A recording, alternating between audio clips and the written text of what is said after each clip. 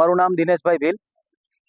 આજે ભચાઉ મધ્યે અમે જે ભીલ સમાજના યુવાન છે, ભીલ સમાજના વડીલો છે, બધા મળ્યા છીએ। તો આજે જ્યારે સ્થાનિક સ્વરાજ્યની ચૂંટણીઓ જાહેર થઈ છે, તેમાં ભચાઉ નગરપાલિકાની પણ ચૂંટણી છે। તો એ ચૂંટણીની અંદર આજે અમારી આદિજાતિની વસ્તી હોવા છતાંય અમને એનાથી સીટથી બાકાત રાખવામાં આવે છે। અમારી સીટ ફાળવણી કરવામાં નથી આવી। તો અમે સરકાર સામે અમે એટલું જ કહેવા માંગીએ છીએ કે આજે અમે ભીલ સમાજની મિટિંગ એટલા માટે રાખવામાં આવી છે કે અમને સીટ નથી ફાળવવામાં આવતી, તો અમે ચૂંટણીનો તમામ રીતે બહિષ્કાર કરશું। જુનાવાડામાં જે પણ વસ્તી છે, ભીલ સમાજની ભચાઉ તાલુકામાં જે વસ્તી છે અને આજુબાજુના ભચાઉ તાલુકાના ગામડાઓમાંથી પણ વસ્તી આજે મળી છે।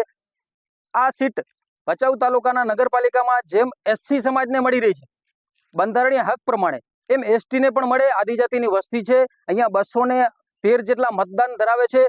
એ મતદાન હોવા છતાં અમારા આદિજાતિને અહીંયા સીટ મળી નથી, બરોબર। તો અમે જીસી બ્રહ્મભટ્ટ, જે આપણે હાલના સચિવ છે ચૂંટણી આયોગના, એમને પણ પત્ર લખીને જાણ કરેલી છે કે અમને જે તે વહેલી તકે આ બાબતે તમે ધ્યાન લ્યો અને ધ્યાનમાં દોરીને અમને સીટ મળે, ફાળવણી થાય આદિજાતિને, એવી અમારી રજૂઆત છે।